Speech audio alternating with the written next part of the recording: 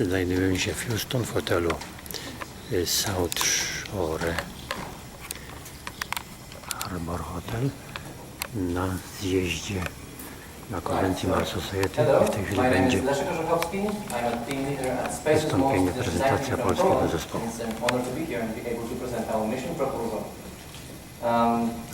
Na temat Mars Inspiration. This is going to be a human-driven presentation, basically. But let me start from the beginning. We are a group of young engineers, and every one of us represents a different field of knowledge and different view on space exploration. Each of us was responsible for different aspects of the mission. And so in order to keep it coherent throughout the design process, we focused around a common idea that is hidden inside our team's name. Space is more is a paraphrase of the words less is more, said by architect Mies van der Rohe. His goal was to design a living space, perfect for human needs, not only physiological, but also psychological. His works were coherent in form, function, and construction, and inspired many generations of architects. Thanks to his work, the living space became more human, and we believe the same must happen in outer space. In other words, our name stands for creating a space habitat best suited for humans. Our purpose was to design a space mission that was supposed to be simple, safe, and affordable. Safe in terms of a mission not only means a spacecraft design that will endure 1.5-year mission, but also a place when crew can live in a good health and comfort. We tried to find a solution to give the crew as much living space as it can get. To do that, we focused on the idea from the 1960s called wet workshop, and proposed for Skylab 2 mission. It assumed using an empty fuel tank of the Apple stage rocket and adjust it for human needs. Unfortunately, it was also proposed to utilize it with rigid partitions and heavy science equipment that needed to be sent into orbit. As a result, this idea quickly became too complicated and expensive, and soon after was abandoned. With our work, we wanted to redesign giving idea, making it possible and accessible in the 21st century. And at the same time, we wanted to introduce novel ideas, changing the way of thinking about human occurrence in the space. Our mission involves the use of 2 rockets. Okay, there was supposed to be rockets here. But yeah, SLS and Falcon Heavy. Yeah. SLS payload is its own modified large upper stage. It has extended liquid oxygen and liquid hydrogen tanks. It also is equipped with an adapter that was designed for docking with the rest of the ship and redirecting any forces that could normally affect liquid hydrogen tanks for a dome. It's also equipped with an adapter,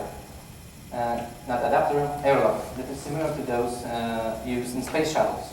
It protects NASA docking systems and its sensor packs from cryogenic environment present in hydrogen tank before our Mars injection burn. Inside of airlock, there is also a drone designed by our team that will be put in use in the right time of the mission. From the airlock and the NASA docking system, there are 6 ducts left inside of wet workshop or extended liquid hydrogen tank. These are thin-walled steel pipes that protects installation ducts from cryogenic environment.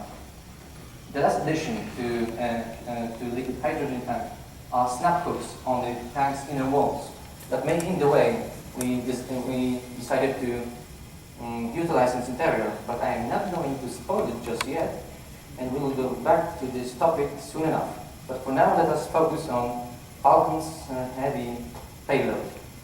It carries a stock of dry workshop pressurized module, Cygnus service module, and Earth reentry pod, and also a launch abort system. Yeah, this is important to find out. dry workshop is a mission systems module that is an integral part of the wet workshop concept. We base its construction on Leonardo Permanent Multipurpose Module .2 ESS. Therefore, it's protected from outside environment with multi-layer isolation, micrometeoroid and orbital debris protection, and aluminium-lithium shell that also provides radiation shielding. At the exterior of dry workshop, there is a 1.3 meter high-gain antenna that is based on the construction of the 2001 Mars Odyssey orbiter antenna. It uses deep space network and operates in X-band, while its loading antennas operates in S-band. This system provides connection with the on-ground team and allows for multiple system checks and sending low-resolution videos. You can also see radiators that are part of our environmental control and life support system. SCLSS is the most reliable, tested, and ready to apply system used with great success on International Space Station. SCLSS was placed with high proximity to hygiene compartment for easy redirecting of used water. This closed-loop system has efficiency coming up to 88% of water recovery and 98% of oxygen recovery. Air is directed into wet workshop through pump system, through NASA docking system. We calculated that 500-day mission for two will require 2 tons of water, 1 ton of food supply, and 1 ton of gases. All of above systems were taken into consideration in our project as existing, verified, and ready-to-use devices. Ending the wet workshops topic, it's important to point out that it also yields other mission supplies, including zero-G 3D printer for simple onboard repairs, materials needed to utilize wet workshop, interior and unassembled training equipment. As it goes for re-entry pod, it is the same capsule presented by Inspiration Mars Foundation in their mission proposal. It is a scaled-down Orion capsule. The diameter was reduced by 20% of the original Orion, which decreased weight by 40%, and as a result giving 5.5 tons with fuel included. It's connected to Cygnus service module by an adapter, and Cygnus service module is slightly larger than its basic version. It has increased hydrazine tank and is equipped with 80K ultra-flex solar panels that can be scaled in order to meet mission expectations when it comes to power needed. But before we proceed to space launches, it's important to mention about radiation shielding during our mission. According to materials provided by Mars Society, we estimated that overall radiation dose absorbed by our crew during our mission will increase probability of lethal cancer by 1.4 percentage point when it goes to for galactic cosmic rays, and as it goes for special solar particle events, they can be almost entirely shielded by orienting spacecraft with its longer axis toward the sun. Also, water supply can provide additional protection from solar particle events as astronauts can hide behind it. Now we can proceed to space launches. Mission starts with the launch of SLS. Its payload, extended LUS, will be put to low Earth orbit and will wait there for a couple of days. The next launch is Falcon Heavy. After its payload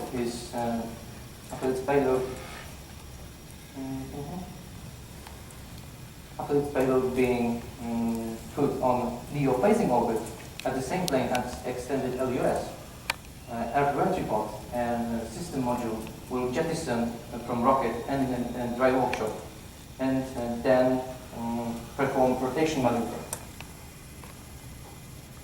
After that, it will proceed to dock with dry workshop, and after whole stack will jettison from the rocket and make a correction burn to meet with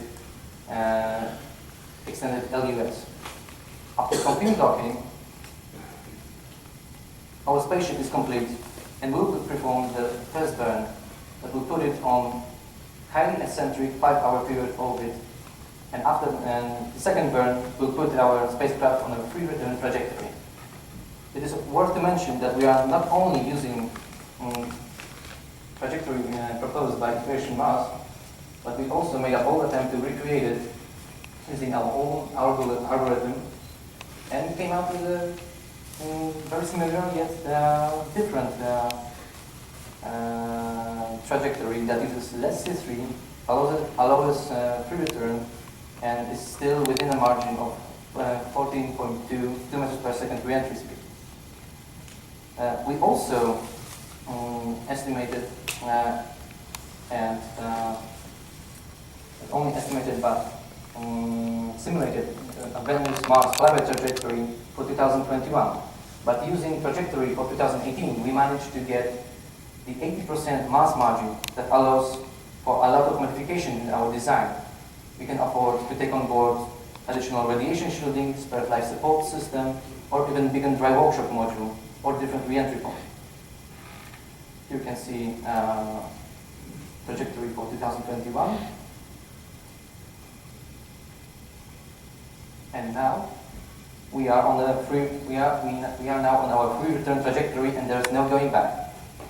Any corrections in our trajectory will be performed by a hypergolic engine on the service module, and any orientation corrections will be performed by RCS engines on service module, which includes keeping spacecraft based with its longer axis for the sun, and also to rotate it to ensure visual of Mars flyby. But to see the red planet, the crew will have to utilize and to assemble wet workshop. To do that, they will have to get rid of the rest of the fuel. To get rid of the rest of the fuel, the liquid hydrogen tank is going to be exposed to space vacuum. Okay. And after, it will be treated with nitrogen from our life support system. After that, hatch at the far end of our airlock opens and provides unobscured way for our drone to scout the interior. When the sensor packs, both in airlock and on drone, proves that the environment, that the interior is safe to enter, the crew will install lights and ventilation units.